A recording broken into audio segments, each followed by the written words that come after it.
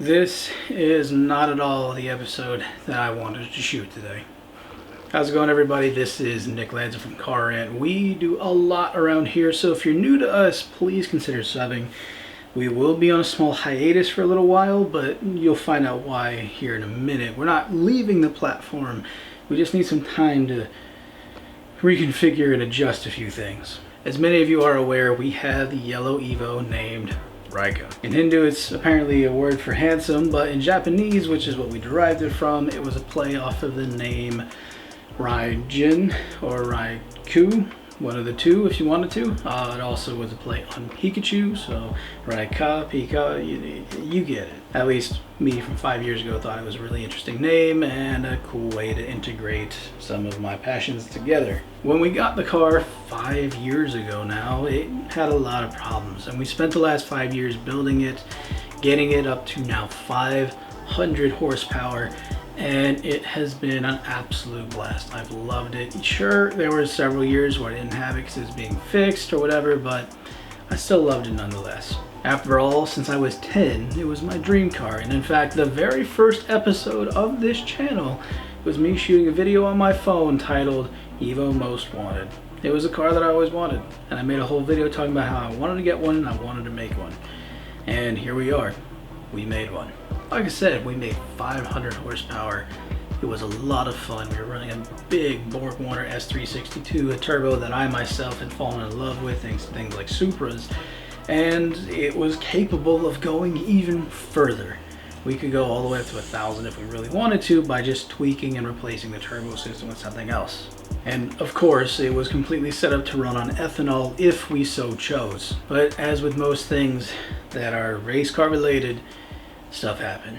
See, back in January, Ian and I were out having a good time driving around. We were still living at our old place there in Ashburn, so we were having a good time in our local area, just having fun with the car. After all, it had been 3 years since we had that car, and we'd only had it for a few months, and in that few months we were doing a lot of stuff with the Pajero and things like that. We were having a good time driving around when suddenly we had a money shift. We went from first to second, back into first. And we didn't know what happened. You know, of course, cars tuned to have fuel cut, so when that happened, pow, fuel cut, and just held the clutch in again, pulled it out of gear, and just let it rev down just to make sure we didn't blow a hole in the side of the block, because we were going pretty fast. Revved it a few times, started to drive it again just to see what it was doing, and everything seemed fine. Well, come to find out, we brought it to our friends at Mitsubishi about a month later, and there were 7 bolts missing in my subframe. And more importantly, the 4 that hold the transmission mount down were all missing, with the last one being only 1 thread away from falling out. I'm not making this video to defame the shop.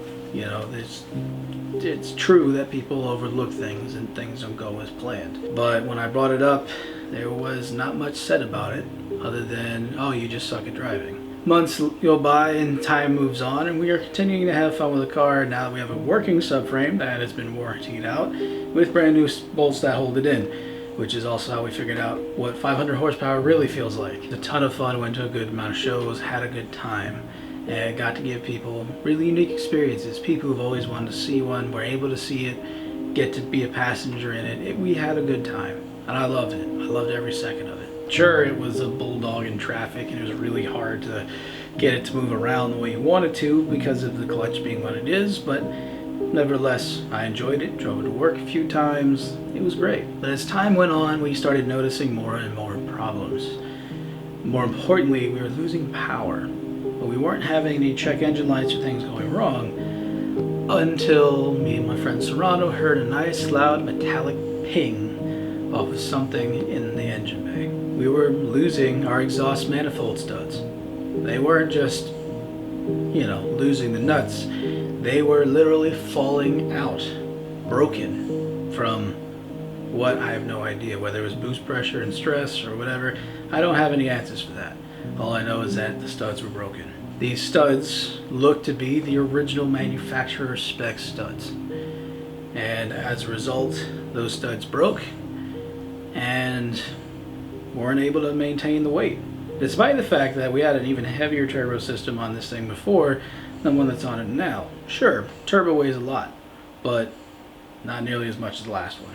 In total, we lost about 4. And in our last video, you would have seen us trying to replace those studs by using extractor tools and doing everything the way you're supposed to remove broken old studs out of the head. Except for the last one. The last one put up a big fight because it was broken off inside of the engine head itself. Called some friends together, and on a TikTok live stream, we began the process of taking him out. We had measured up a drill bit against the actual piece just to make sure that when we went and tried to drill this out, we wouldn't go into the head. We wouldn't drill into the material of the head. Well, long story short, we got some of it out, but then the bit started getting sideways and we weren't able to fully remove all of the bolt material from where we were at. We had eaten into some of the head a little bit, but we weren't, from what we could tell, going through the head at all. We were just getting into the metal on the outside, not on the inside. We tried using a threader tool to pull it out and it didn't work. And in fact, our threader tool then broke off in the head. At which point we gave up and said, all right, take it back to the tuners, see if they can warranty it and fix it or whatever. We get there and they proceed to tell us that we have 85% leak on cylinder 2, which also happened to be the one with the broken stud. We also learned and found out that we somehow drilled through the head, even though we made sure not to do that. And as a result of this nice $40,000 engine that had literally nothing wrong with it before suddenly had a flurry of metal flakes all throughout the engine head. And as a result, the car is defunct, broken. When we got the car back from the shop, after doing a little bit of discussion and paying for the work being done, we cracked open the valve cover to see what was going on in there. And we were met with a flurry of metal shavings, some of which were ferrous, some of which were not, all throughout the top half of my engine head. And I mean in places that there was no way we could have got metal in there. It was that much that had drifted into the opposite side, into the baffling on the valve cover, and even into the opposite corner from cylinder 2 to cylinder 4. We were finding pieces of metal down near where the valves sit. To put it mildly, I was extremely emotionally distressed.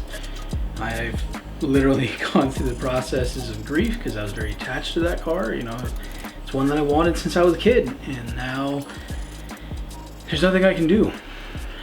There's nothing I can do to try and save that, shy of taking that engine back apart and dropping another $20,000-$30,000 to get it cleaned, machined, and honed and all of that all over again to make sure that we didn't have anything screwed up, even if it was a totally healthy motor before that. I'm frustrated because a lot of this could have been avoided by a simple phone call saying, hey, do you want to upgrade to stronger material? And I didn't have that. I like to think that there's a purpose and a reason to this failure, but I mean, at this point I don't have any answers other than right now that I have it for sale. I'm allowing some people to look at it, and I'm allowing people to make offers on it.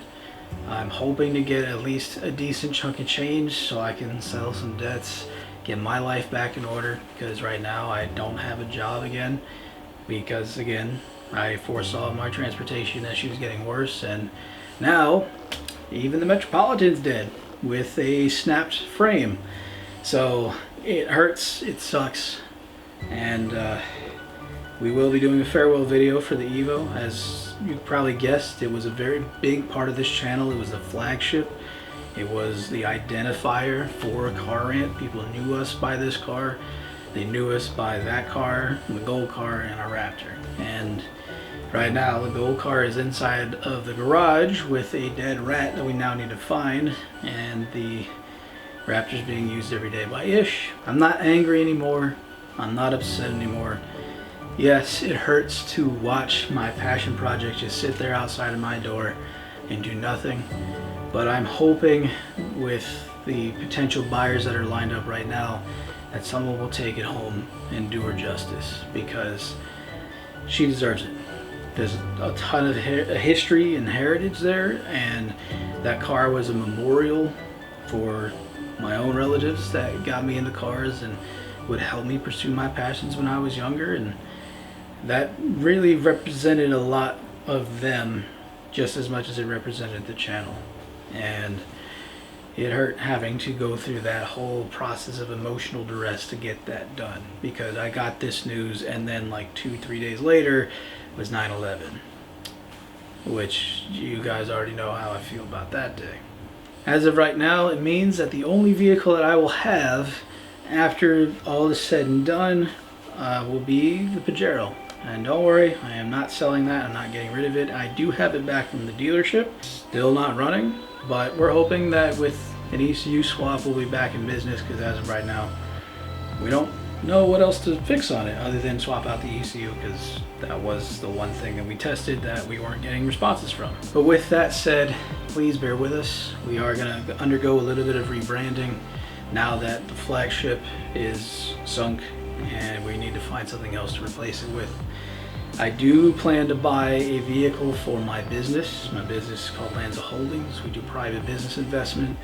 I want to get a vehicle for that so I can help my clients out if and whenever possible as part of my contracts with them, and also for my future endeavors with my brand, with my company, because you guys know I want to start my coffee truck and get my little coffee shop ventures going, and I think a small pickup truck will really help out with getting that started by gathering the pieces together to build the truck and things of that nature, as well as pick up groceries and things that we need for that.